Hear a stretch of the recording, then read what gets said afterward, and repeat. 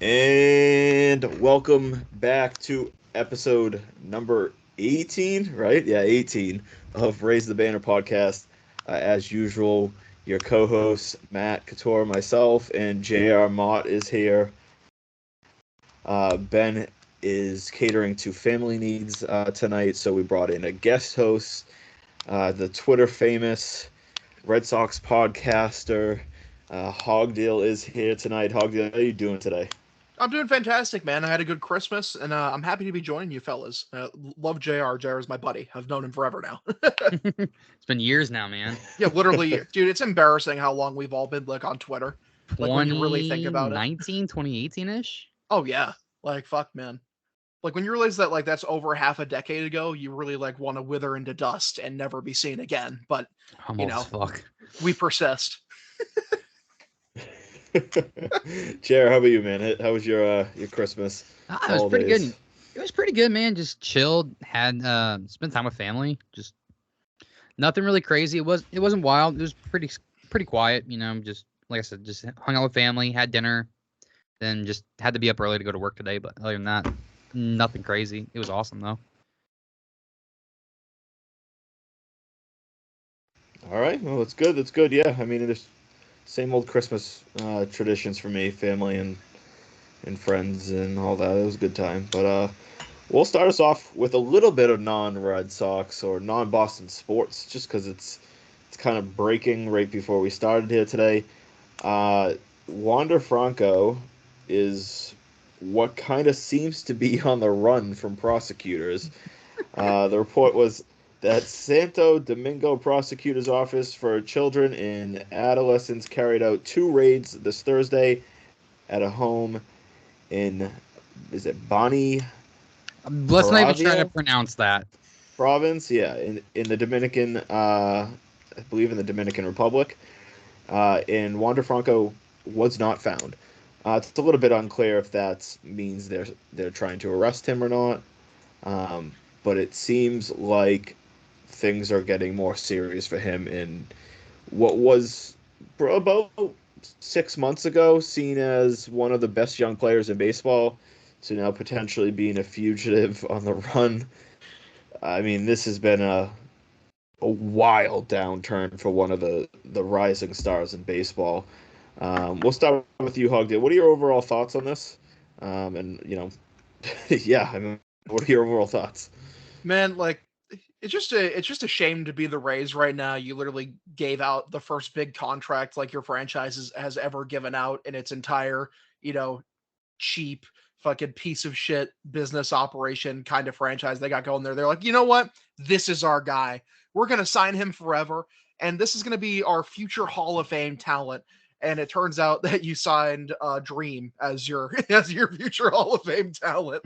Fucking the A+ groomer, the best predator on the block. And it's just a rough, man. I feel bad for Rays fans.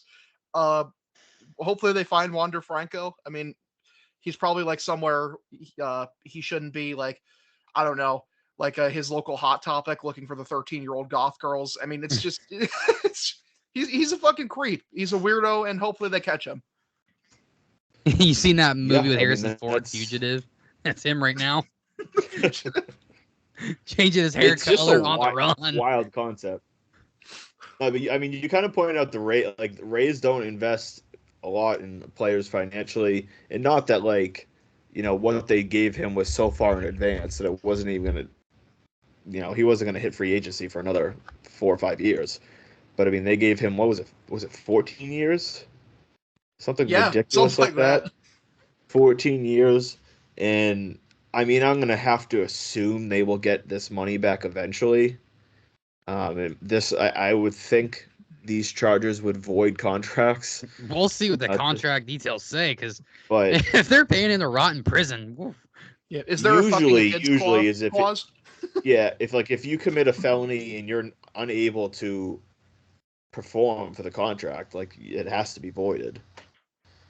Um, that is, yeah, it's an overall wild situation. My biggest question is just like I don't get this with stars, and this goes beyond Franco, however you pronounce his name. This goes to like Hernandez, Josh Gordon, Greg Josh Hardy, Giddey. all these athletes that were the lights were so bright.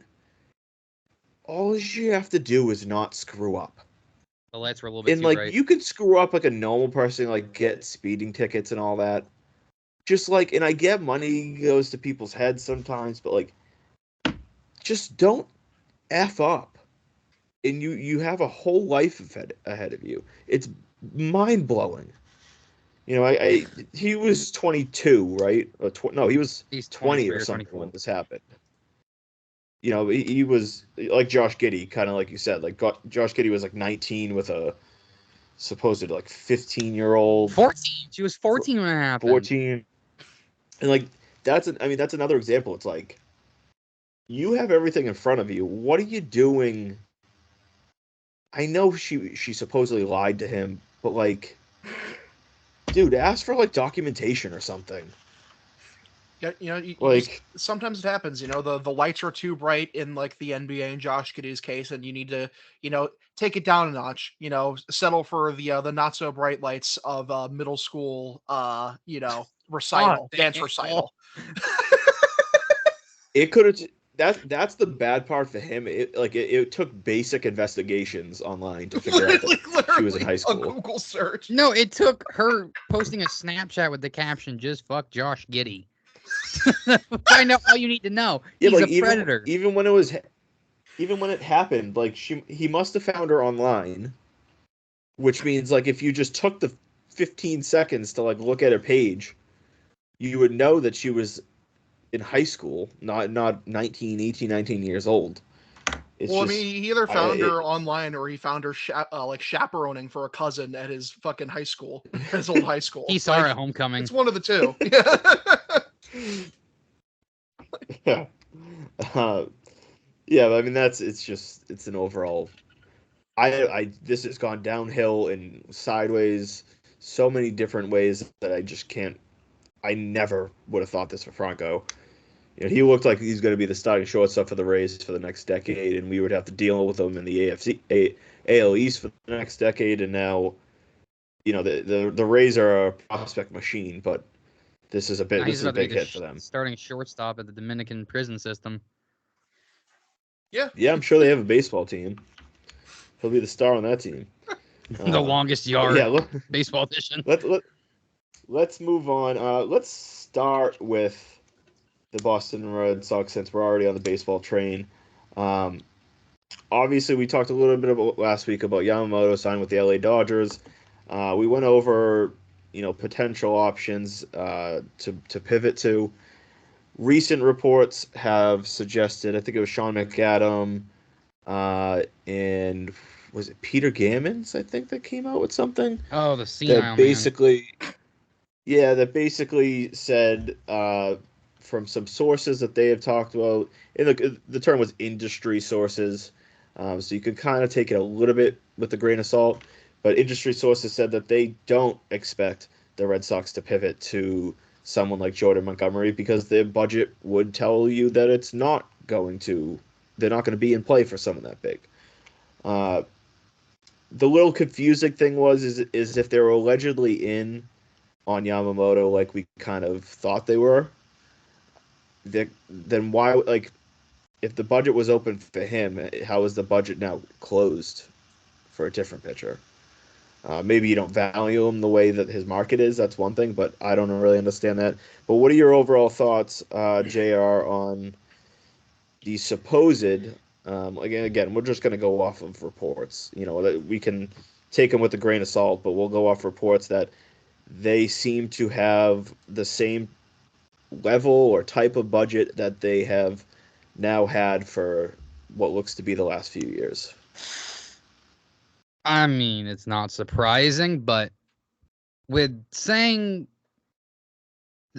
Werner saying we're going to go full throttle this offseason and this free agency and everything, I don't think trying to bid on Yamamoto and then just putting your hands up you know what, we tried, we're just going to go for something cheap. That's not full throttle. Going full throttle is we couldn't get Yamamoto. Let's pivot. Let's get Jordan Montgomery and Shota Imanaga or Lucas Giolito and trade for somebody. You know, I like the Teoscar Hernandez move if it happens. I think it's needed. Right-handed hitting power is really needed on this team. And if you look at his spray chart on Baseball Savant, he's built for Fenway. But Yeah, I just don't. That dude will be a double machine off the monster if he comes to Fenway. I just don't think it's gonna, saying going full throttle and then doing what you've done for the last 4 to 5 years is going full throttle. I think it's just another lie that the ownership is feeding the fans to buy into. So I don't know. We'll see. We'll see what happens, but I hope they're wrong. It was just, I mean, if they didn't plan to go full throttle, and we like to use that term obviously because what Tom Werner said. Yeah, what he said. Like, you have to have next level balls to come out and be like, yeah, we're going to be full go, money won't be a restriction, and then just completely blatantly lie to every Red Sox fan out there. And hand out Kike Hernandez and yeah. Contracts What are you thinking about this? Yeah, man. I just am choosing to believe that this is just idle speculation that isn't true. Because here's the thing: if this does end up being true, and you go into the season not having addressed any of the major needs, every single Red Sox fan should be boycotting the team and be screaming for Henry to sell. It really is point blank. Because if they are operating under an actual internal budget to where you can't even get close to going over the salary, the luxury tax, right now I believe the Red Sox have 60 to 70 million in luxury tax space. That's enough to sign. They're under the first threshold by 64 million. Yeah, that's enough to sign 3 Jordan Montgomerys. So fucking, if you're not going after Jordan Montgomery and you have an internal budget that's low, okay, now you're the Cleveland Guardians. Now you're the Oakland A's. Give me a fucking break. I'm going to choose to believe this isn't the case. I'll save the brunt of my anger for if this doesn't happen, because they should be getting Montgomery. They should be going to trade for a guy like Corbin Burns or a guy like Shane Bieber or some other fucking guy. You could sign Shota Imanaga or what? Imanaga? What? Imanaga. Imanaga. Thank you. Because I just don't know. Yeah, man. It really would be a disgrace, and it really would be a sound the fire alarm button, because no one should be going to a Red Sox game. You're the Boston Red Sox. You're the third most valuable team in the entire league. You're the team that brings in the third most revenue. You have the most expensive ballpark experience in the fucking league. Reinvest it into your own team. No one cares about your PGA investments or spending on the Pittsburgh Penguins or spending on Liverpool. Gives a fuck, man. Put money into the team, you useless sacks of shit. Put money into the team that your sports room is named after. That's no hold back, and I love that. No, I mean, I'll say this. I'm always going to be, we're going to judge things as they come out, reports, we're going to discuss it, we're going to have ongoing discussion. That's normal. I will always, wait for the end result to see how things play out before, giving an official grade. Because, there's a chance that even if there is a budget set, that Breslow works magic. He makes a couple big trades that get this team to be a really solid team this year. That's certainly possible, and they have the assets to do it. But in this situation that it's true, and let's just say they need to stay under the tax this year again, because and if they do, it's very clear. Breslow's not voluntarily staying under the tax. We all agree there. If he's been told he can go over, he's going to go over. And there's really just no reason. The Red Sox they haven't been over the tax the last 2 years now. They weren't over. They were over in 2022. So they were under in 2020, 2021, and 2023. So they went slightly over in 2022. It was baffling when they went over as well. What the fuck? Yeah, was that? So that was what I was about to get into. There is no doubt that Bloom made some very big mistakes that cost him, helped lead him to the job, getting fired. But if they continue to stay under the tax, I fought tooth and nail, or whatever the fucking term is, that he wasn't voluntarily not spending money, and I kept getting responses of like, of course he is. He's just cheap. He doesn't want to spend money. That's so asinine. Because there was these reports that he was like reluctant and hesitant to sign Story and Yoshida and all that. That's becoming more clear that was like a kill job by ownership trying to like make it look like it was all him not wanting to spend money. If Breslow has to stay under the tax, like everyone deserves to give Chaim Bloom an apology. Put past like the mistakes he made, because he did, and like that certainly played a factor in him eventually being fired. But like he was brought into a situation that was already difficult enough. Never mind the fact that ownership was now going to tell him he can't spend the way he was supposed to, and you were going to have the contracts of Pedroia, Sale, and Price sitting on those payrolls, so that all right, you're going to stay under the salary tax, but you also have, I mean, that 2020 and 2021 and 22, I think they had like, I think it was like $70 million. Excuse me, it was like $50 million because they cut Price's contract in half. They had like $50 million a year going to players that literally just weren't contributing. Price, Pedroia, and Chris Sale, who, yeah, I mean that's a whole nother topic. I'm just in disbelief that they made this decision to fire Bloom, bring in Breslow, and then still not spend. Do the same thing all over again. Well, that's the thing is they think Red Sox fans are dumb. They think we're brain dead. They think we don't have fucking basic pattern recognition. Like, you fire Chaim Bloom essentially to scapegoat him and be like, hey, the reason we didn't spend is because of this guy, and now we're going to bring in Craig Breslow, and he's going to save the franchise. And, hey, look at that again. Withholding most of your money, you didn't get Yamamoto, you didn't even, doesn't seem like you came close to him. I mean, the thing is, like, if you put a bid in for Yamamoto that's, like, more than the Dodgers, but he picks the Dodgers anyway, I can completely respect that. Fair enough. You can't force someone to come to your team if they don't want to come to your team.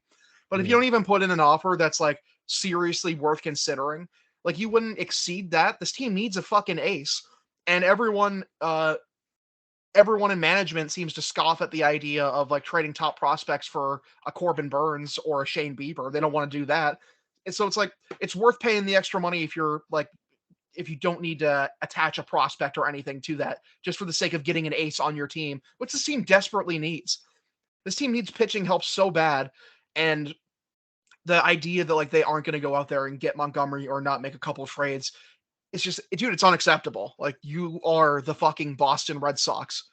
Like, this is the most successful team of the 21st century, and like we're operating like a small market team. There's literally no excuse for it.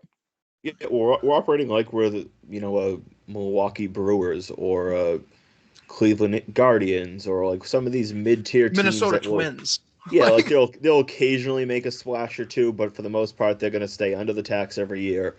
And it's just like when you have an owner that is worth $5.1 billion, yes, that's billion with a B, as in Bob, $5.1 billion, and you can't go over the luxury tax. When I read a report today that I believe it was just the MLB media rights that owners get from TV distribution, the base, every single team makes a minimum of $100 million from it.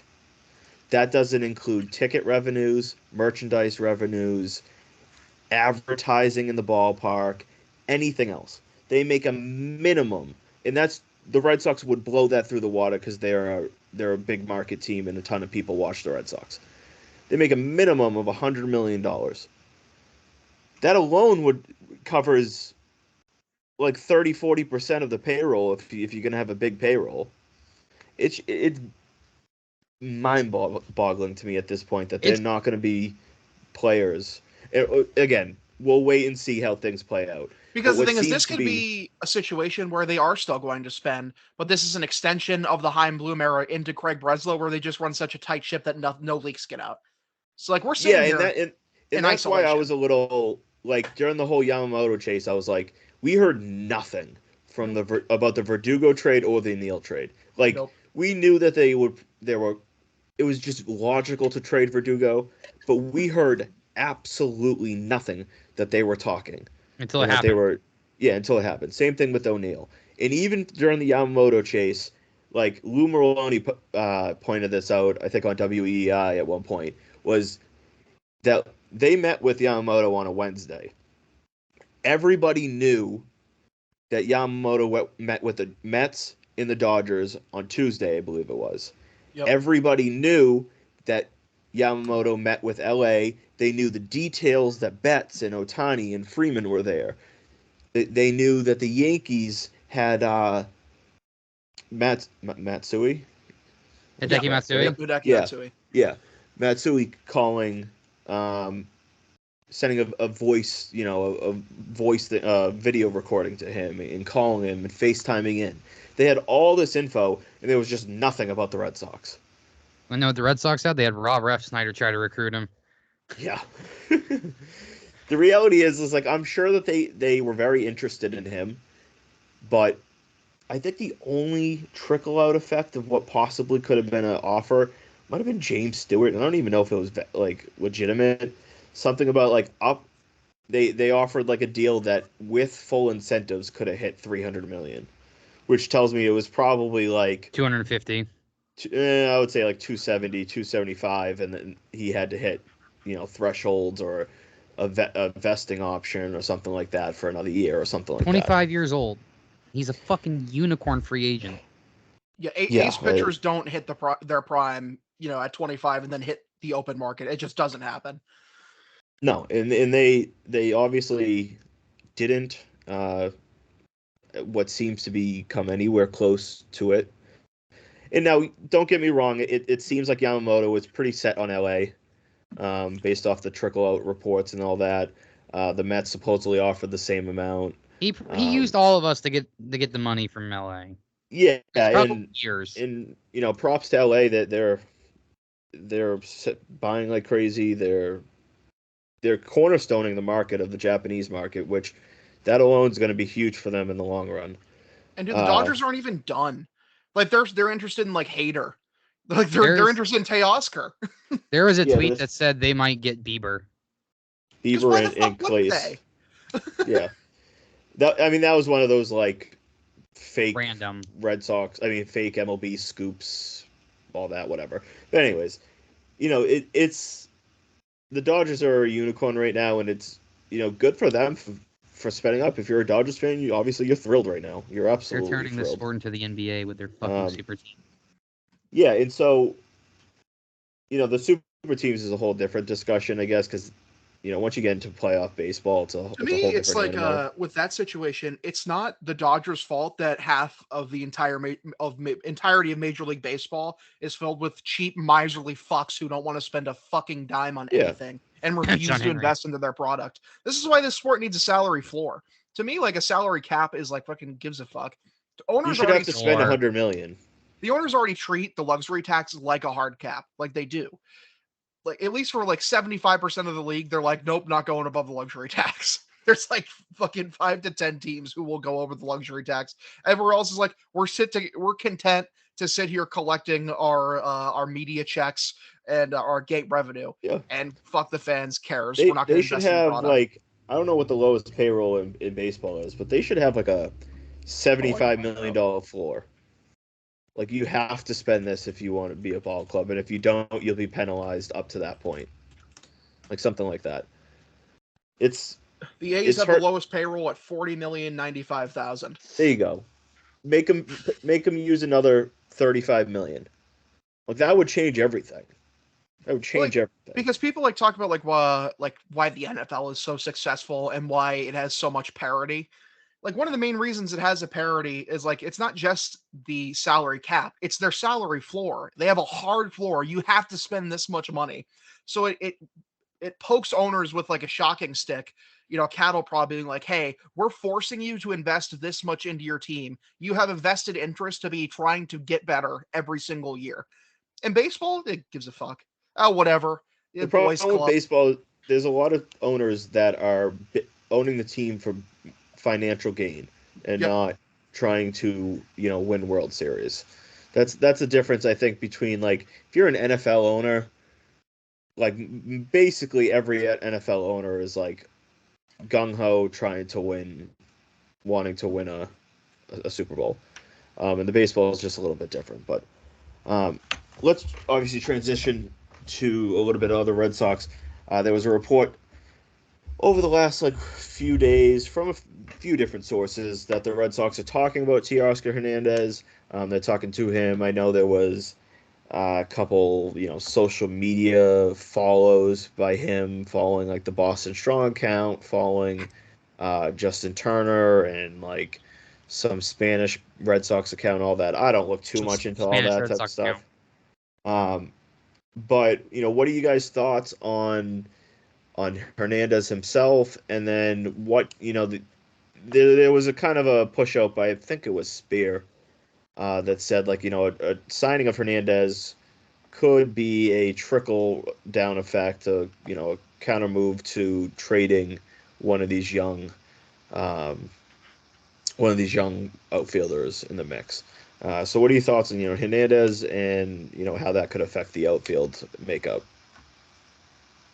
I mean, I'm completely down with him getting Teoscar Hernandez. To me, it just makes so much sense. His swing is built for Fenway. When you look at the spray chart on like Savant, so many it's just insane how much shit that will either be a wall scraper double or just straight up a home run here. Plus, he has like an 830 OPS outside of in Seattle, where like he played most of his games. It just makes sense. This is a dude can hit in the AL East as well. He was here forever with the Blue Jays. And defensively, he's not bad. I think last year he was league average. I think in prior years before that, he was a positive defender. To me, it just makes sense. Like you ditch Alex Verdugo, a left-handed guy who plays good defense, but a kind of a so-so bat.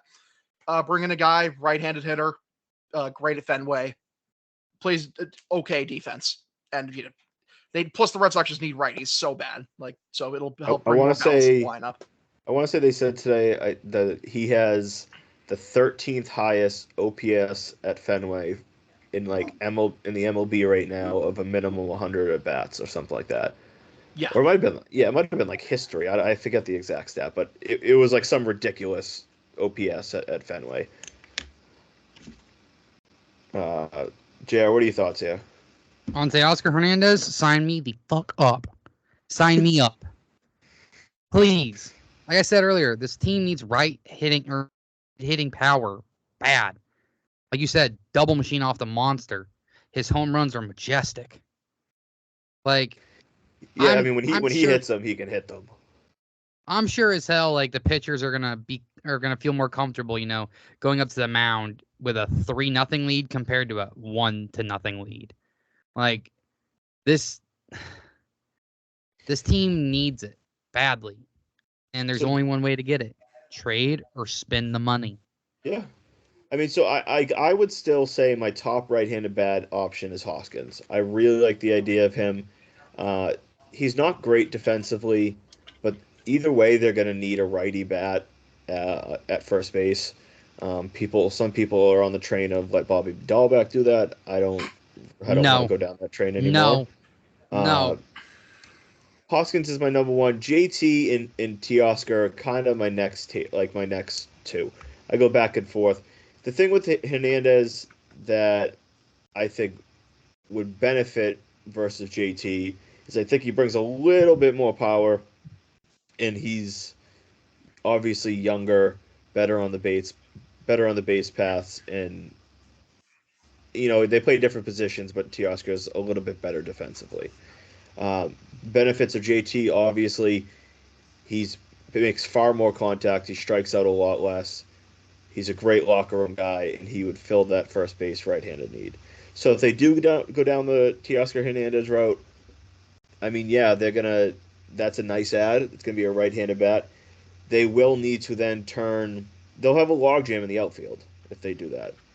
I mean, if you sign him, you got Yoshida, Hernandez, Duran, Abreu, O'Neill, Rafaela, and Refsnyder.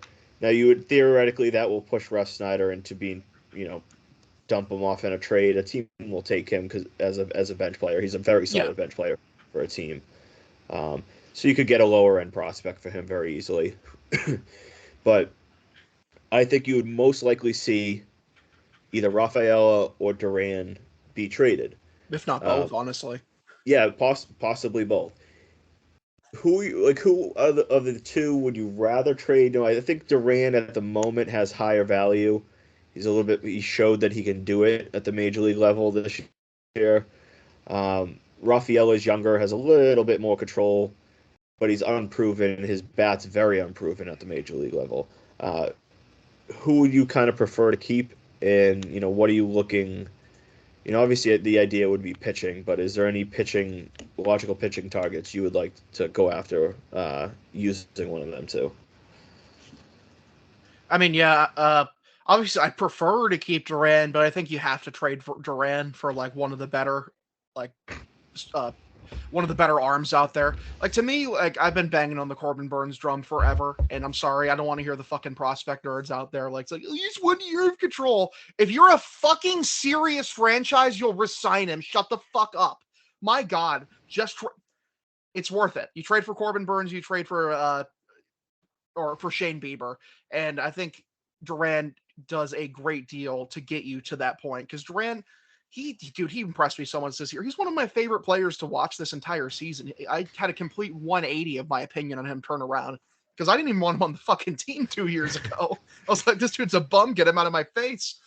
But man, he's so fast. His defense is still a work in progress, but he's such a threat. Improved. Yeah, I love him a lot as a player, but like I trade him for a frontline starter yesterday. Genuinely, I think the difference between the two players, I would say Rafaela's up like value probably around the league is pretty steady in a range across the league. Duran, I think, will probably be much more polarizing. You're gonna get some teams, I think, that will be like, I don't believe in him, and then you're gonna get some teams that will be all gung-ho about the idea of acquiring him and feel like the value that it would take to get him is lower than what they view him, and then you're going to have some teams in the middle. So I think that he's a little bit more polarizing, but if you could find, I know Sammy James, we were talking in the chat earlier, he mentioned like Miami as a good fit, whether it's, Rogers or Edward Cabrera in a deal. Is Cabrera that top of the rotation guy right now? No. The Jesus Lizard, he was also a guy. Yeah, Jason Luzardo. If they can use Duran, I've been very high on the idea of selling high in Duran. I like the player, but like some other teams, I don't know if I believe it's going to be matched year in and year out. 100%. Also, can I respond quickly to something you said earlier in regards to like bringing back a Justin Turner or Rhys Hoskins? I'm going to be completely honest that like I really do want them to bring in a guy like Teoscar, because I don't want anyone taking away from Cassis's time at first base. Like, this dude should be there as much as possible, like 120 games at first minimum, because I really think he was starting to improve last year defensively, and with the bat. I mean, he was elite for like 3/5 of the year. Like, the first 2 months he was dog shit, and then he was one of the best hitters in the entire league. I just don't want dudes taken away from his time there. To me, like, he's one of the pillars of this team you build around, and I really don't want to give Alex Cora an excuse to treat him like Mitch Moreland again. Like, I can't. I really couldn't do it last year. I can't do it again. I would say that, even if you bring either of them in, that Cassis should be still playing, like you said, like at least 110, 120 games at first base. First of all, he's better defensively than Hoskins and probably JT. Never mind the fact that he's younger. He's probably moves better than both of them, and he should be there to try to improve and continue, because he wasn't a liability defensively in the minors. Not close. They thought he was going to be like a plus defender. Yeah, so I still think that he could be like at least a league average defender, and so I think even if they brought either of them in, that he should still and probably would be that guy. The other option I mentioned to a few people earlier today is if they decide to go the Teoscar Hernandez route, they do need a backup first baseman. Someone, and it's going to be a righty bat in a lower end. A guy like that kind of fits the mold is CJ Cron. I like that, actually. Yeah, he was like he's a veteran. He's like 33, 34 now. Hogdale just disconnected, but there we go. He's like 33, 34 now, and he just kind of fits the mold. He's a righty bat. He can play an average defense, but he can be that like perfect complementary piece to Casas, where he doesn't need to play a lot. He can DH too, and he can be that like even a little bit of a mentor to Cron. I mean to Casas, and he's not going to require a lot of money. I mean, you could probably get him on a 1-year deal, maybe $4 to $5 million, and he could be an insurance at first base. We can't hear you, Hogdale. No.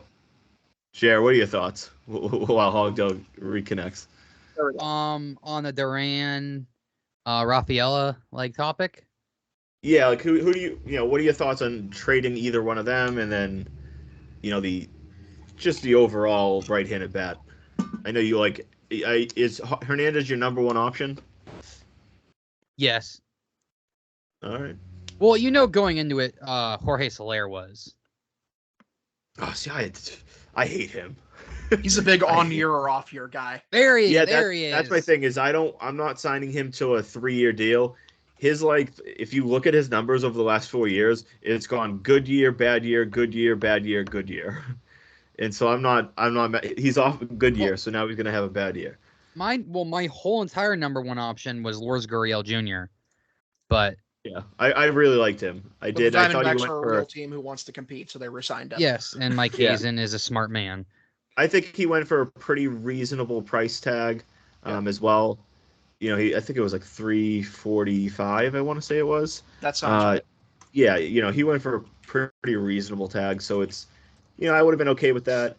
I'm fine with Teoscar Hernandez. The only thing that worries about me is he struck out a ton last year, and there's a need to make contact in this game. Like strikeouts, you could try to justify it, and when he doesn't strike out, he makes he has good power and stuff to make up for it. But when you strike out 211 times, that's a big number. Yeah. So it'll be depending if he can get back, cut that down a little bit. A lot of the conversation also this is what I was going to say earlier before I realized my microphone was disconnected. Was a lot of this depends on how often do you want to play Yoshida in the outfield? Like, are you fine sticking him out there in left field, or do you need him DHing all the time? Me personally, I think he's fine in left field in Fenway. Like Manny Ramirez played left field in Fenway, for the majority of his games. I think Yoshida will be fine. He's not the fucking worst defender I've ever seen. He's not Adam Dunn out there.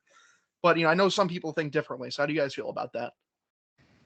That's basically been how I've described the best path to do it. Is, let's just say they signed Hernandez and they traded Duran. They did that swap out. You could have, I think Abreu might be their everyday right fielder. I agree with that. Yep. I think he should be, is a strong word, because I don't know if he's earned that just yet, but I think he can be and potentially will be. Hernandez, I would love to see Yoshida play left field at home, and on the road, that's when you mix in DH and rest days. Get him off his feet on the road. He can sit there and DH, and then he can mix it in the field. And Hernandez can do the same. Hernandez can DH 30% of games, left field for 50 to 60%, and then maybe mix in right field if depending on the matchups and all that type of thing. And then in center field, they can have O'Neill. They can maybe have Rafaela. I still think Rafaela, there's a good chance that he starts in AAA if he's on this team. If he's on the Major League Red Sox, 40-man roster. I'm not completely sold on him being a week game one, 26-man guy. See, to me, if the Red Sox are of that opinion, to me, you trade him now. If you aren't going to have him up there and you don't believe in his ability enough as a major leaguer now, trade him while he still has really good prospect value. Because I mean, his floor is a very good defensive replacement because like his defense is incredible. Pretty much wherever you put him, he can be a good utility guy for you. So like, but if you aren't confident in his ability, like with the bat enough at all to where you can't play the major league level, you should be trading him and try to ship him for a good pitcher now. Well, Yeah, I mean, go ahead, JR. I was just gonna say is like not to like change oh fuck, I can't talk. Go ahead. Not to change the topics or anything like that or like mash things together. What I was trying to say is like if we're gonna trade one of the two, I'd probably rather it be Duran while his value's so high. And like a couple guys that I want, we've talked about before. Dylan Cease is on my list. Logan Gilbert. George Kirby's gonna take a haul, but Jesus Luzardo would probably be like another name, and Shane Bieber. Yeah, I like Bieber. I don't know. It will all depend on the cost for someone like Bieber. His numbers are a little bit down over the last couple of years, so it's a little bit scary. I will personally supply him all the spider tack he needs. Yeah, literally. Yeah, I mean that's and as long as his elbow holds up. The thing with the biggest variable for Rafaela is this coming year is where things could go downhill very fast value-wise. Yes. So that's kind of like you said, if they don't believe in his bat, trading him now is the time to do it. If you believe in his bat, then stick it out and see if it does play out. But you could have a situation right now where, like 12 months from now, December of 2024, where Rafaela is viewed as like a 4A player and nothing more. Kind of like Bobby Dahlbeck. Like Dahlbeck came in, like he was supposed to be, the power hitting right first baseman, and he was going to be like a potential centerpiece of the lineup for years to come. There was talk of like once Costas is ready, Dahlbeck and Costas will rotate between first base and DH because they were both going to be power hitters for this team for years. And what happened is Dahlbeck came in. He had a very mediocre first half. He had a hot second half. I wouldn't even want to say second half. Final 5 or 6 weeks of the season. Bloom didn't sell off, which some people says he should have, and I get it. But then he kind of fell off. He became too many strikeouts, mediocre hitter with a little bit of power. So if they don't believe in Rafael, I mean, I'm not opposed to trading both. To me, honestly, trading both might be the solution. Just again, you need pitching help. Like pitching help is so desperately needed on this team. And this is a team where it could be scary if it gets in the postseason just from its experience from some of its best hitters and the lights out bullpen. But you need the starting pitching help to get there in the first place.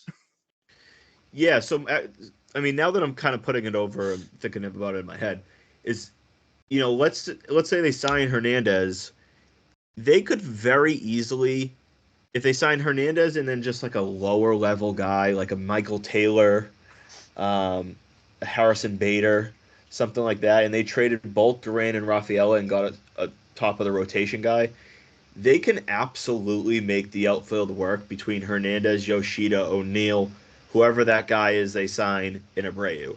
That'll be 5 options that can hold them over for, a year and a half max until Roman Anthony is potentially here? Yeah. I would say we all hope that he continues to develop, that he could be here by mid-2025 at the latest, probably very possibly earlier. So, they could absolutely make it work over the next one and a half seasons with both of them being gone. So I'm very, very open to that idea of trading both of them. And maybe it's not in the same deal, or maybe it's a 3-team deal where, you send Duran one place, Rafaela another place, and one way or another you get a big name. But I'm full blown on on that boat. But yeah, also to reinforce though, I don't care about this report. Go sign Montgomery. Go sign Jordan Montgomery. He would be desperately needed on this team. He'd be extremely helpful. The people that keep telling me he's a number 3 at best is no, he is not. goddamn nuts. He is in his healthy seasons, which he missed a little bit of time with Tommy John.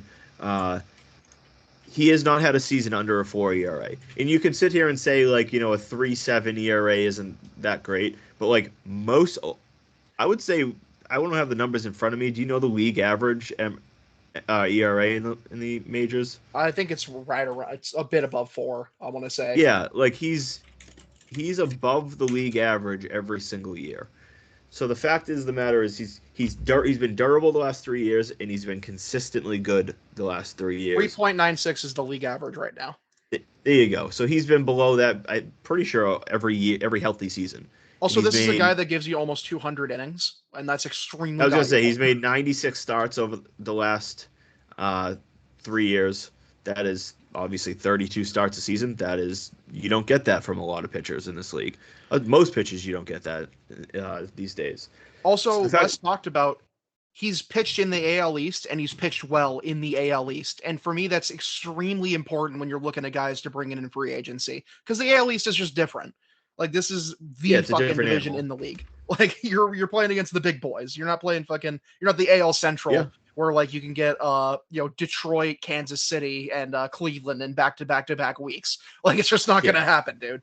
Well, and then there's the talk of, like, oh, he wants like 160 million, but that's not worth it for a number 2 and number 3. The reality is, if you want a number 1, you're paying 300 million.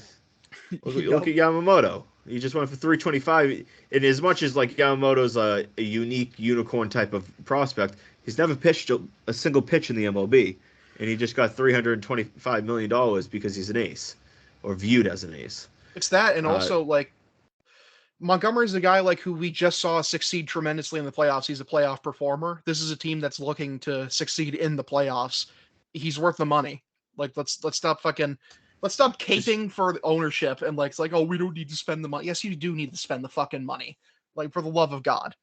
Yeah, go and get him. But actually, I mean, kind of speaking of money, we'll transition a little bit here. There has been whispers, a little bit of a report here by our buddy Ed Hand today about the idea that the Red Sox are discussing and open to opportunities to potentially trade a bullpen arm.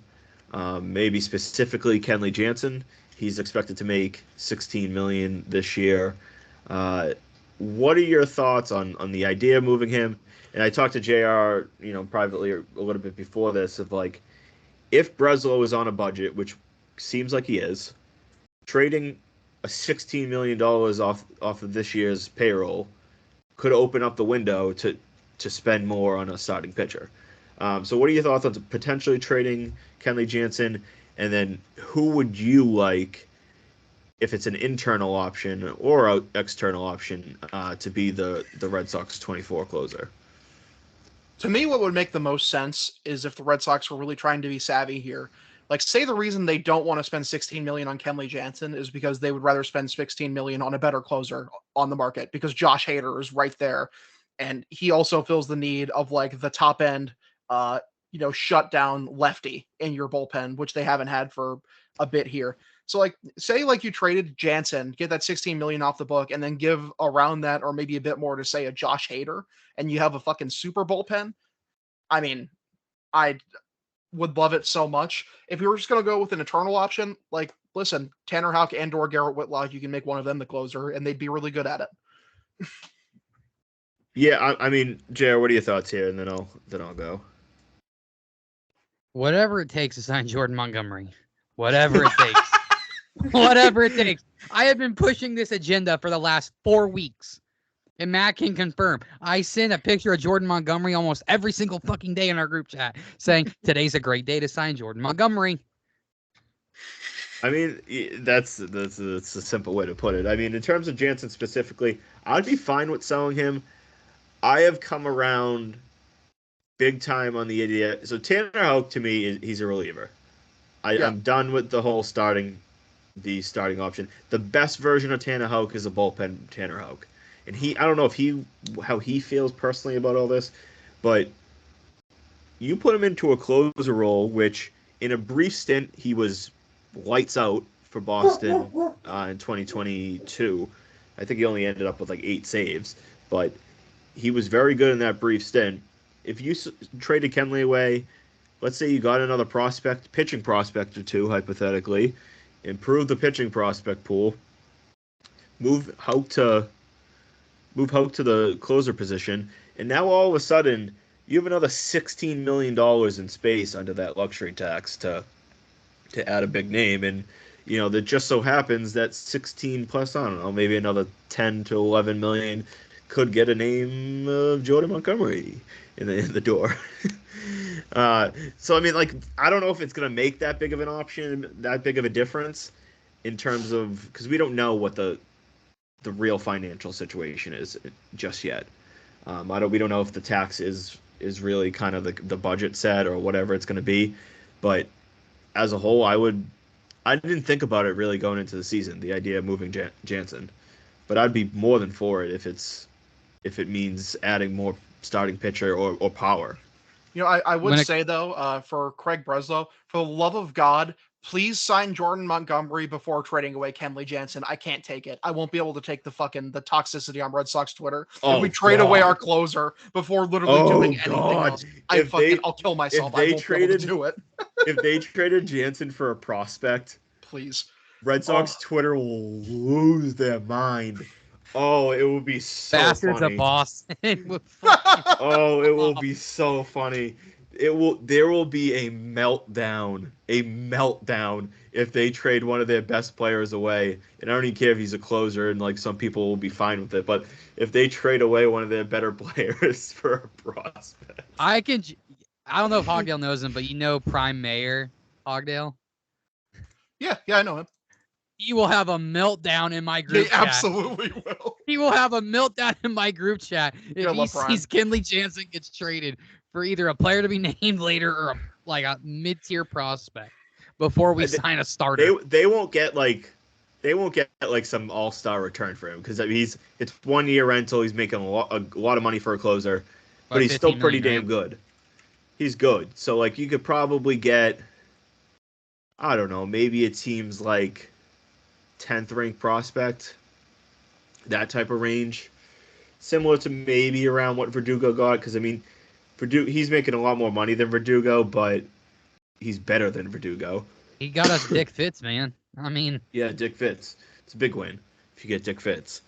But I mean, you could absolutely, because the reality is they're gonna have, if they fill the rotation and Houck and Whitlock are in the bullpen, they have a loaded potential bullpen. They'll need another lefty option, but I mean, they would go Jansen, Martin, Whitlock, Houck, Winkowski, Schreiber. They'll have Bernardino who's a lefty. They'll still have Zach Kelly, and I feel like I'm missing an important name. Off the top of my head, I can't think of it. Regardless, they would have 6 or 7 very good potential bullpen options. I'm kind of for the idea. I haven't thought about it much, but I would definitely move Kenley Jansen. Only if it means they're going to be spending the money elsewhere, of course. If they're just trying to save money, then screw ownership and all that. But I would trade Jansen. Yeah, I agree. It's worth doing. Where'd you go? You're a duck right now. My fucking camera. Here, I'm about to make it. I'm about to just make my whole agenda for real right now. So my camera literally shut off, and I don't know why. I'm fidgeting with it, and I don't know why it turned off. I'm gonna try to refresh. I'll disappear for a second. That's basically we'll wrap up the Sox with that. Is they, even if there's a budget, there's still a ton of wiggle room of how they could improve this team. In trading Jansen would be a bold move if they don't make other moves ahead of time. But I would love to see Red Sox Twitter. Oh boy, it would be a meltdown. It would be so funny to see. It would be, until they make the other move, I'd also be in a little bit of a panic. Nice background. Jordan Montgomery background. It's my whole personality now. I would. I would be all for trading him if it means getting other pieces. But until they do, that would send Sox into hysterics. So Hogdale's right there, where I hope they make the move prior to trading Jansen, or maybe at the same exact time. Hold up. Hector Gomez just tweeted this out. New evidence has been found in the case of Wander Franco that further implicates him in the accusations that have been made against him of alleged relationships with minors. Wow, dude, that's pretty crazy. Huge jail time. So he is on. Wow, that he's in trouble, man. His career it looks like his career might be over. And then HVT, I don't know, I think that's what he goes by, just quoted Terry Cushman, because one day ago, Cushman tweeted, Wander Franco still has not been charged with any crimes, with a shrug emoji. Yeah, well, Terry Cushman has, we're not going to get into that player again, but if you look at his AV now. I just quoted and just said, you were saying ... I just don't feel why cape for the potential pedophile? I just don't understand. Dude, he's just a very lousy, shitty dude, to say the least. But it's just a little contrary in action. Yeah, we won't talk about that guy, to say the least. But let's transition to a little bit of Patriots. I guess we can kind of. Actually, no. Let's go into Bruins. I just want to get your thoughts later. Your latest thoughts, JR. How the Bruins are playing. Obviously, they're hitting a rut right now. And what's your thoughts on the team? You ready for this? Oh yeah. Listen to me carefully, okay? I'm about to say this nice, short, and sweet. Dog shit. Next. Okay. No, they're not playing that well. It's that simple. They're not scoring enough. Their defense and goaltending has been not where it should be. Me watching the Bruins games recently has been that GIF or whatever, the meme of SpongeBob and Patrick just scratching their head confused. It's just me sitting there watching every game like, huh?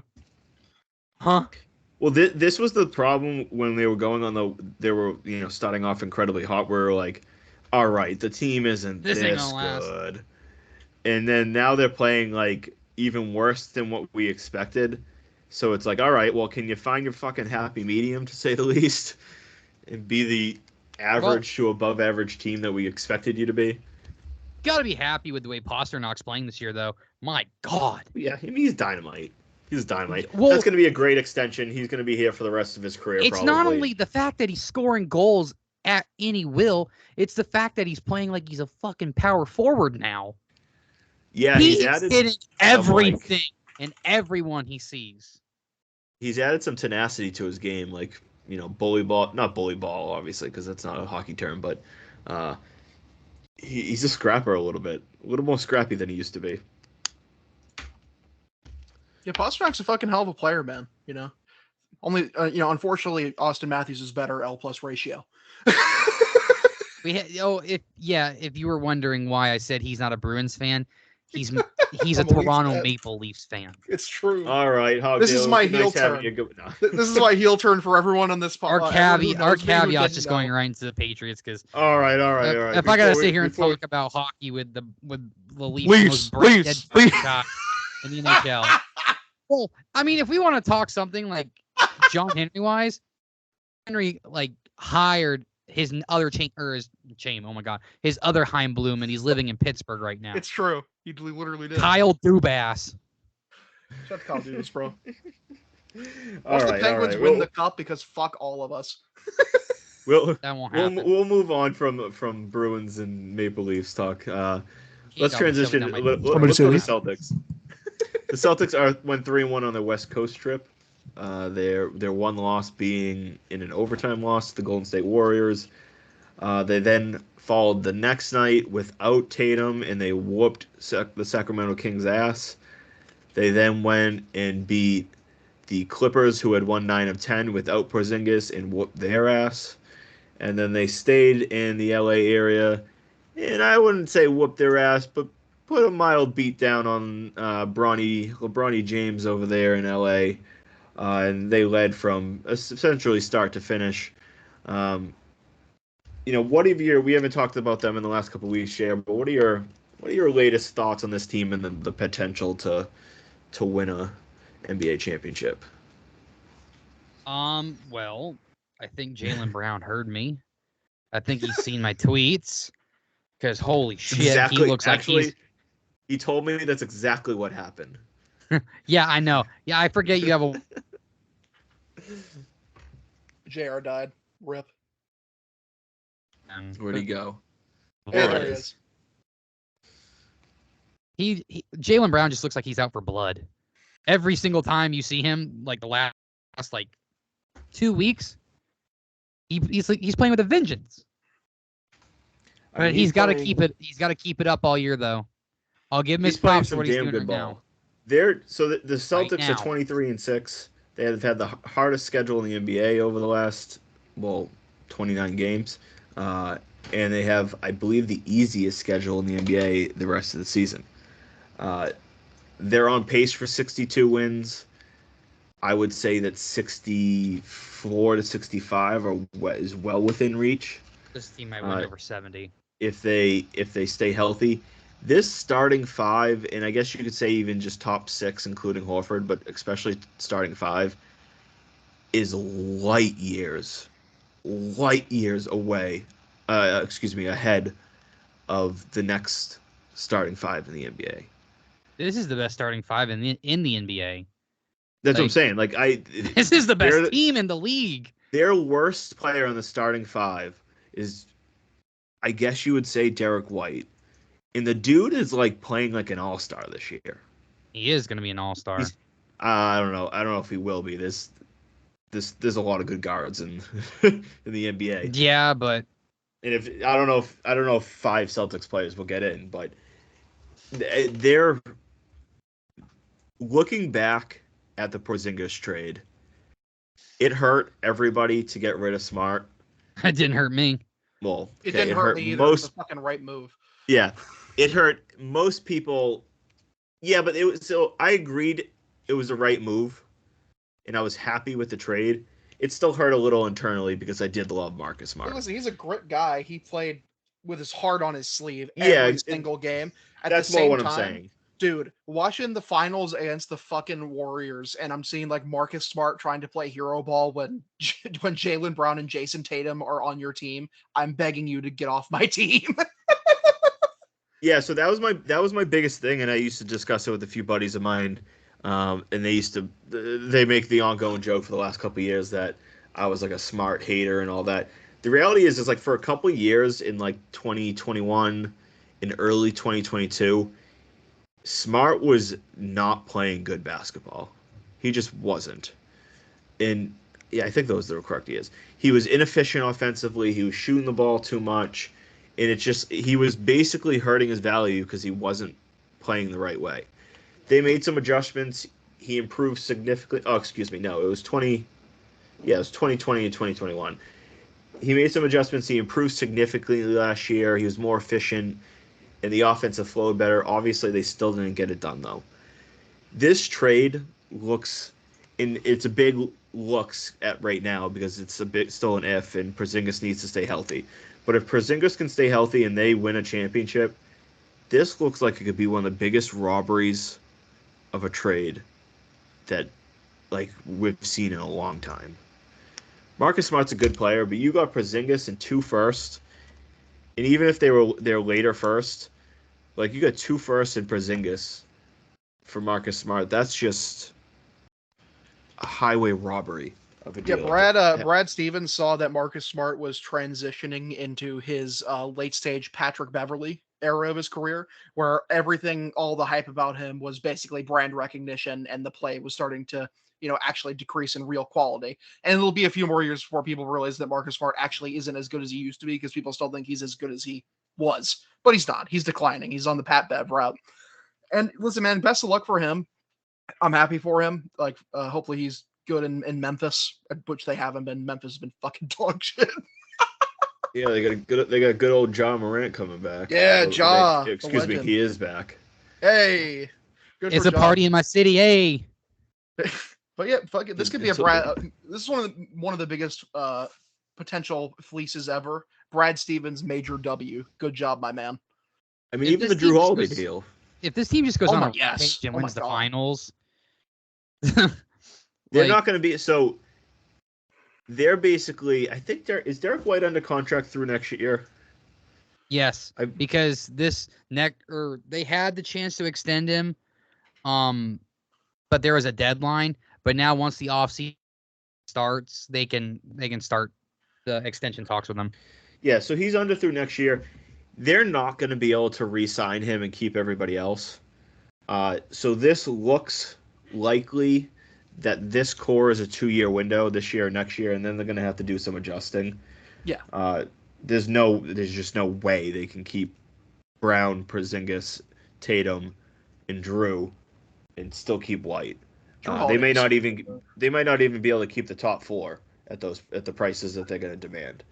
So there's a chance that they may try to keep Derek White and trade Holiday, in a year and after next year.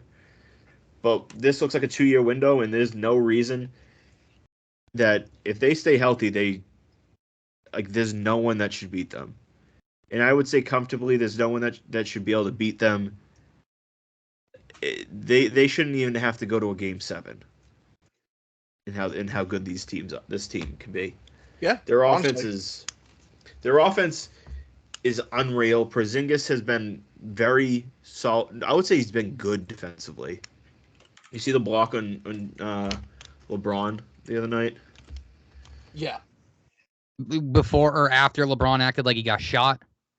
Oh, he definitely got banged up a little bit, but some of the standstill photos. There's one photo of just him looking at Jaylen Brown in pain on the ground, and then 0.2 seconds later, he just falls to the ground in pain over his knee.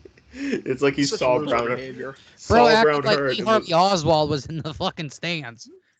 Yeah, True. he saw that Brown was hurt and was like, "All right, I need to also be hurt here." But Drew literally hit him with a flying knee. And he's like, "Oh fuck! I hit him with a flying knee. I gotta act hurt." yeah, I mean, there's not much more to it. They're a very, very good team. They're the best team in the NBA. Everything is in front of them. If they can stay healthy, they should win it all. And they still have the ability to add to the team. I would like to see them add another option off the bench, ideally. Pritchard has been up and down. He can get hot. He's a little, he could be good. Sometimes he can be a liability. Or I think it's Ortega. I think that's how you pronounce his name. He's been surprisingly good with Luke Cornett hurt. Horford, obviously, you couldn't rely on Horford. He's not what he used to be. He's still kind of a pretty solid player, though, even if he's only playing, I want to say he's probably around 20 minutes or so. But I would like to see them have another shooter on this team. Someone that could score in the second unit.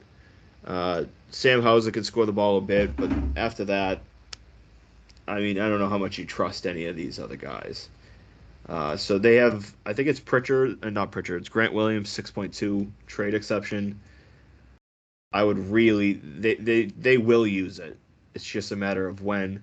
I know they looked at Isaiah Stewart from Detroit, supposedly.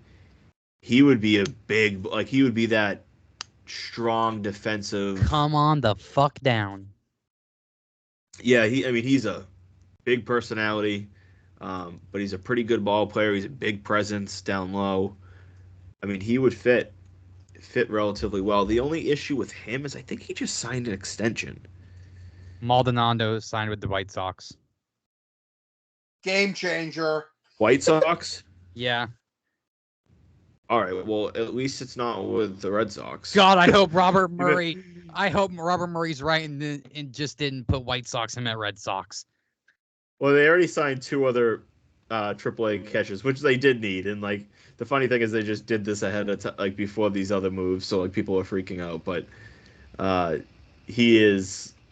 I was kind of hoping it was Red Sox just for the meltdown that people would have. It'd be so bad.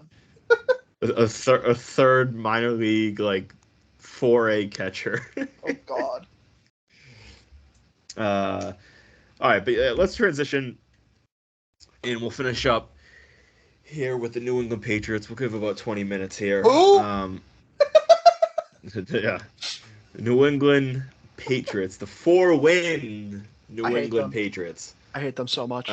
They went on to win this weekend in Denver. Pieces of shit. Chad Ryland did. Yeah, Chad Ryland did his impression of being anyone other than Chad Ryland and nailed a 56-yard field goal to win. The Patriots are now the 4th spot, in draft picks. Strength of schedule wise, the Commanders have 2 hard games. I want to say it's Dallas and 49ers. They're not winning. And they have the tiebreaker over strength of schedule. So they're probably locked ahead of the Patriots. If Arizona wins one of their final 2 games, and I'd have to pull up their schedule, unless they win one of these last 2 games, the Patriots will pick at highest 4. And so Arizona is playing the Eagles on next weekend, and it's not loading, so I can't see the next game. But they're looking at least the 4th pick at the moment. And they're going to beat the Jets. Yeah, and so Buffalo, you presume they lost. They could realistically fall as low as 7. I hate them, man. And so, I don't think they'll end up with 7, but I think that they could end up with 5 or 6 pretty easily. In that sense, you're now out of the Drake May running. Obviously, you're out of the Caleb Williams running. You're also more than likely out of the Marvin Harrison Jr. Running. That leaves kind of a second tier of guys. Of that second tier, who would you be higher on? What are you guys' thoughts on Jayden Daniels? Well, I mean, if we can't trade up or, figure out a way to lose the next 2 games and have a miracle happen, Jayden Daniels is going to have to be your guy. And I'm going to say this. I feel as strongly about Jayden Daniels as I felt about Lamar before he entered the league. Just give the kid time, and he's going to be really good. I like him. I still need to see. I want to see a little bit more from him before I give him the. See, I don't go in I don't watch a shit ton of college football, so I don't want to. I watch it more than the NFL. I don't want to proclaim takes at this point. I mean, I watch enough college football to get a general idea, and then as once the NFL season ends, I do a lot of watching of stat lines and video, film and reading reports and all that, and then I make my judgments. But on the surface, that picture of Belichick and Jayden Daniels at the LSU Pro Day last year, that's going to be. Just be prepared to see that everywhere for the next 3-4 months. Listen, man, it's Jayden Daniels. Fine. If he has to be your guy, he's your guy. He's got the raw physical tools. And to anyone who thinks that there's no shot he will be successful in this league, Justin Herbert, in college, threw 80% passes behind the line of scrimmage. But that was just because fucking Oregon's play caller, that's all they wanted to play call. And then he gets to the NFL and everyone's like, oh wow, this guy is actually extremely physically talented, and they're going to develop him to what he needs to be. So listen, you want to get Jayden Daniels, I'm more than okay with it. That'll be a good pick. I just want to say though, real quick, that I'm just so sick. I'm sick of these motherfuckers who think, as Patriot fans, who think they're better than people like us who want them to lose right now because you should never be rooting for losing. How many fucking times do you want to do this? Do you want to be in this exact same fucking spot next year and the year after that and the year after that and the next fucking 10 years after that? Do you want to be the fucking Detroit Lions? Do you want to be the Cleveland Browns? Fucking get a grip, man. Everything that you should be doing as a franchise should be contributing to the next team that wins a fucking championship. The thing that will give you the best ability to win your next fucking championship is to lose as many games as possible. What, we're going to win to fucking make the dudes who won't be here next year feel good about themselves? Eat my fucking ass, you suck. We're trying to build towards a championship here, man. Fucking all right. Win So a feel-good game in December. Yo! My ass. I think, to say the least, Hogdale saw the comments and the discussions I was having on Twitter. It's everywhere. I can't fucking avoid them. They're high and mighty, dude. They think they're so much better. You should never root for losses. Shut the fuck up, man. Yeah, so But let's be the Browns for 20 years. You just a few of the like responses I got was, one, I was called a fucking loser, not a loser, a fucking loser. A loser with two O's. A fucking loser for rooting for the Patriots to lose. The arguments were, quarterbacks get picked outside the top 3 or 4 all the time and they're successful, blah, blah, blah, blah. And I'm like, I get it, but the reality is the second pick is significantly more valuable than the 5th pick. There's nothing else more to it. Then also, I don't trust Belichick to draft. Well, he might not even fucking be here. He probably. And again, it doesn't matter. Like, the second pick is still better than the 5th pick. And the final one, what you just kind of said, is someone was like, they can win games that gain momentum for next year.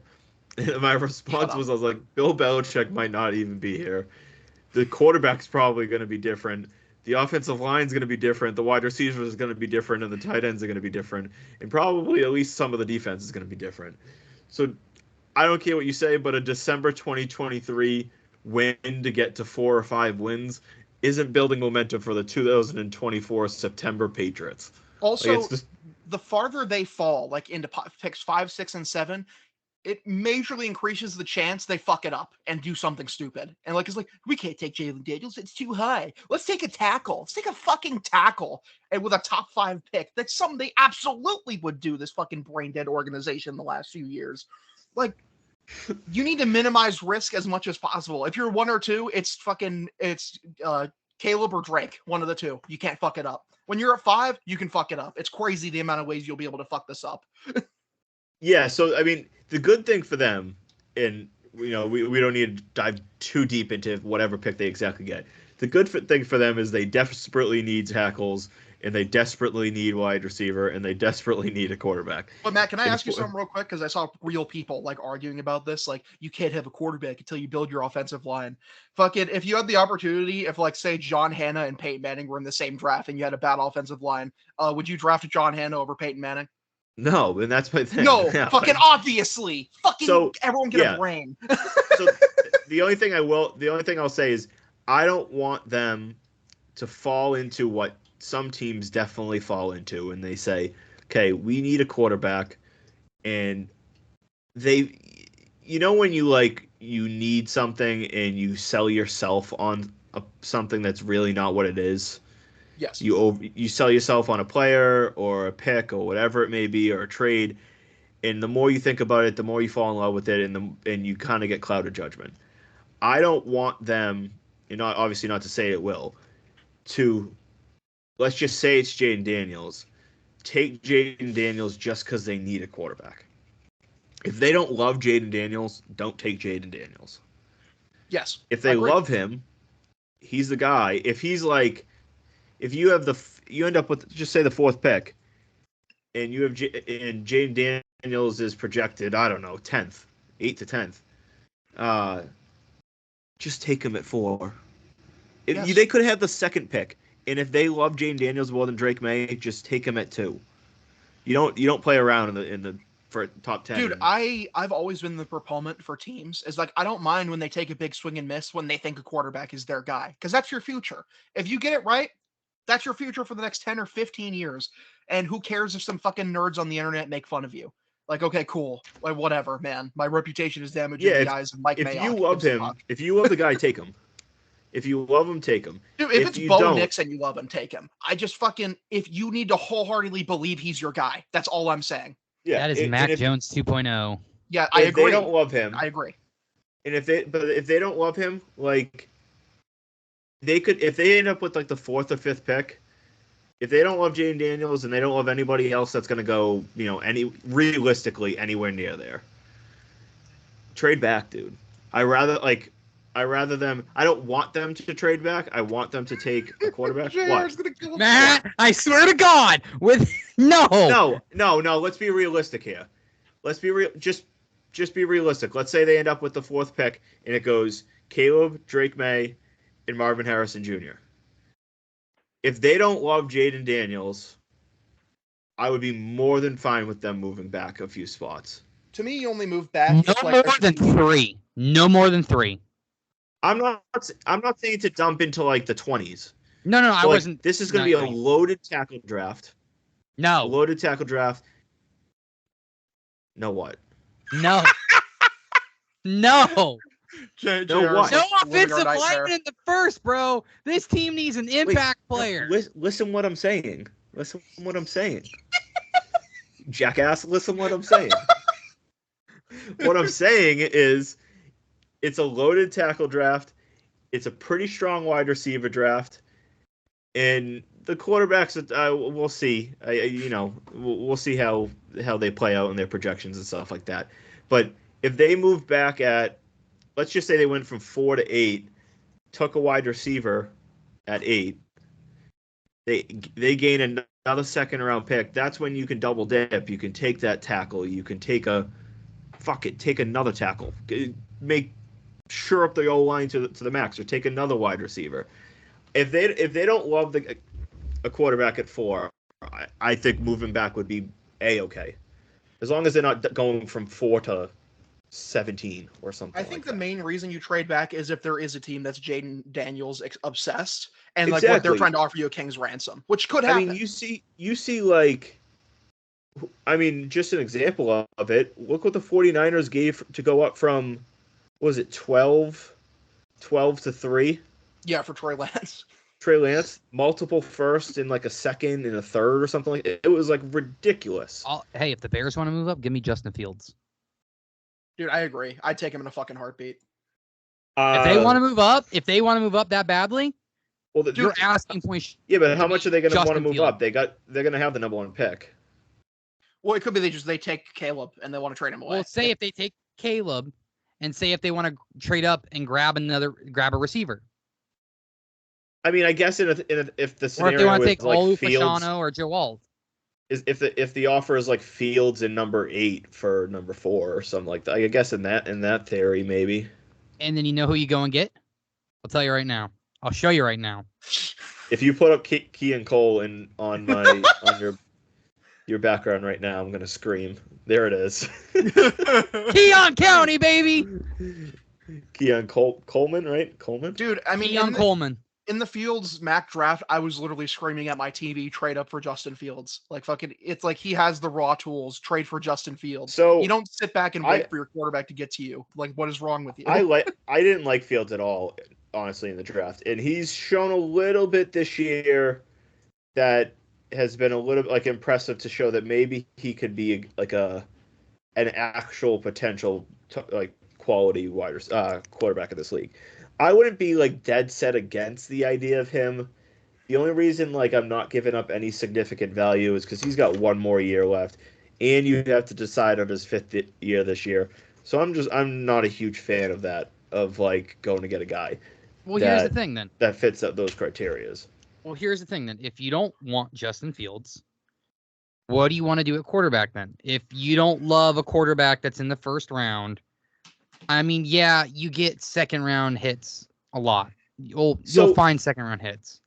If they don't say they get the 4th pick and they don't love Jayden Daniels, that's when I will turn and consider the options like Justin Fields, depending on the price. Like if the price tag is like a late 2nd or something like that, maybe I consider that. But other than that, like if it's not, then trade back at a future 1st next year and build around. You go a secondary option. If the worst case, this is going to be probably a multi-year rebuild anyways. So if you don't love the quarterback, like it's not the worst case scenario. Is if you drafted, I don't know, is it Neighbors? Not Neighbors? Malik Neighbors? Yeah. Malik Neighbors. Yeah. From LSU, and then loaded on the offensive line and spent on like Michael Pittman, and you put a shit ton of things around, even if it's Bailey Zappi for a year, and then you go and you have that 2 firsts next year, maybe even more, depending on how far you move back, and then you have a shit ton of ammo to get a quarterback next year. That's my biggest thing about this whole discussion is, if the QB is there, take him. If you end up with the 6th or 7th pick, let's just say, and you love Jaden Daniels and you think there's a chance that he goes 4 or 5, trade up and get him. Agreed. If you love him, go get him. But if you don't love him, don't force the pick. Here's my dream scenario, and I'll give you 2 of them. One that's biased, one that's non-biased. The one that's non-biased is, okay, say they don't take a quarterback in the first round this year, okay? Say if Michael Penix Jr. falls to the second, I would use that first-round pick on one of the receivers, whether that be, obviously, Keelan Coleman or Malik Neighbors. I think that Leggett kid out of South Carolina is projected as a first, too. Or Rome Adunes. And then, obviously, take Michael Penix Jr. in the second. Or what you can do is go that route, take a receiver in the first, take a lineman in the second, and then if he falls to the third round or the 4th round, Jordan Travis. Yeah, again, if he ends up playing, yeah. I don't know if he's going to play. The same thing will be in rounds 2, 3. Obviously, it gets a little bit more tricky in the 2nd and 3rd rounds, but they'll have the top of the 2nd round. Obviously, they'll be in the top 10 of the 2nd round. If Penix Jr. or falls, or McCarthy? I don't really like him from what JJ McCarthy. Yeah, so I don't really love JJ that much from what I've seen. My opinion might change a little bit, but if he falls, or someone else in the 3rd round, if you like a guy, if you're sitting here at the top of the 3rd round and you're like, wow, JJ McCarthy or Bo Nix, even put your Joe opinions Milton. of him. Yeah, we have a 2nd round grade on him. He's still there in round 3. Sure, take a fucking shot. I have no problem with them taking 2nd and 3rd round shots on quarterbacks. Hell, if they drafted Jaden Daniels at 4, and then they did what Washington did years ago and spent a 4th round pick on another quarterback, I don't give a shit. Take a quarterback every year for all I care. You really should. Until you have a star, just keep taking them. They've been doing that every year. The last few guys, they've all sucked. But yeah, until you find that guy, take a quarterback almost every year, and then even when you do find that guy, still look what the Patriots did with Brady. They ended up, the worst timing ended up happening when the hell all that played out, but they drafted multiple 2nd and 3rd round guys, preparing for the idea that he was gonna fall off. It's just he just kept going, and then they had to trade Jimmy, and that was all. Yeah, that was a whole disaster and all that. But they drafted Ryan Mallett in the 3rd round. They then drafted Jimmy G in the 2nd round. They then drafted Jacoby Brissett in the 3rd round. With all these when is he going to fall off? When is he going to fall off? Even if you have a star QB, take the next guy. Always be looking for the next guy. Because what happens if you're Dak Prescott and the Dallas Cowboys, and you spend a 4th round pick on a guy, and he lights it up in the preseason, year 1. He's lighting it up in practice all year 2, and his talent is just irresistible. Oh, what's your worst case scenario? You now have 2 good quarterbacks and one's dirt cheap. Move on from Dak Prescott. Obviously not to scramble off topic of the Jerry Patriots, Jones has a big decision to make this year. Yeah, you get what I'm saying. That's I would be perfectly fine with the concept if they drafted Jaden Daniels at 4 and another QB in round 4. I love Jaden Daniels. They just took a freaking kicker in round 4. They could take a backup QB. If he's 3/4 of Lamar Jackson is, that's a hit. You hit on him, and you have your guy for the next 10, 15 years. I would argue. I don't know. don't know. I need to look a little bit more into Jane Daniels' tape and stuff like that. Like I really didn't like Lamar as a passer coming out of college, and I still don't like Lamar as a passer. I think he's a very average passer in the league that just has the legs to make things open up significantly But more. that's the thing, though. When the pass it's not working, you have a threat. Yes, that's let's not get that mistaken over here. He's a very good quarterback. It's just in significant reason of that is his legs. But that's fine. That's the game he plays. So I'll wait and see and look at more into Jaden Daniels. But from the games I did see this year, I mean, man, he balled out. Like game You want after to see game.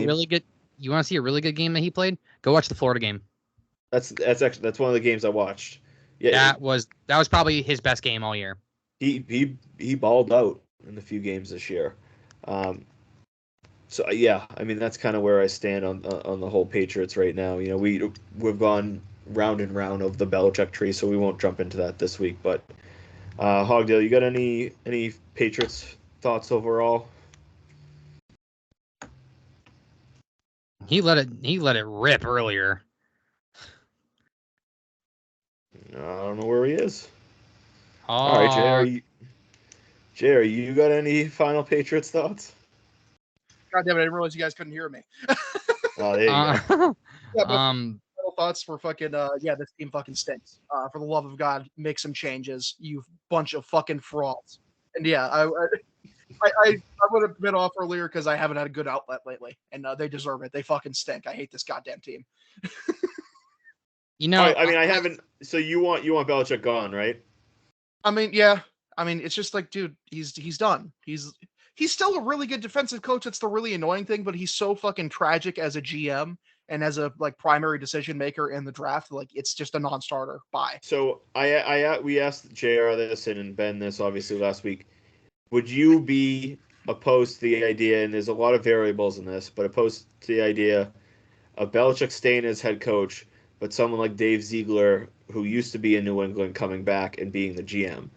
The argument that people have gone against it is even if Ziegler's the GM, they think Belichick will still have too much pull in roster control and stuff like that. What are your overall thoughts? Would you be open to something like that? I would be completely fine having Belichick stay if he has a different guy, one, picking in the draft, and two, picking the offensive coordinator. You can have full control over the defense and special teams, Bill. Have fun with that. You don't get to pick the offensive coordinator anymore. You fucking are a train wreck at it. As far as like a Dave Ziegler, are you out on O'Brien? Am I out on O'Brien? I'm out on anyone who's like from the Bill Belichick tree who coaches offense. Fucking stay away from my football team before I chase you down with a bat and break both of your kneecaps. You disgust me. But as far as like Dave Ziegler, like I just don't want people who are like deep rooted into Bill's tree to be like making the draft decisions for this football team. Get a new perspective in, man. Get some fresh set of eyeballs. The only thing I'll say about Ziegler is he did things very differently from Belichick as soon as he got to Las Vegas. Like, very differently. The first move he did was trade for Devontae Adams, who at the time was a top 1 to 2 wide receiver in football. He spent big on Darren Waller. He gave Max Crosby an extension, gave Hunter Renfrow an extension. Listen, if it's Dave Ziegler or nothing, I'll take Dave Ziegler and keep Bill Belichick because I think that'd be fine. I'd prefer to keep Bill as a coach. This defense has been excellent this year, despite the fact that the offense has been such an overwhelming black hole that like they're just gassed literally by the second half of every single game. Yeah.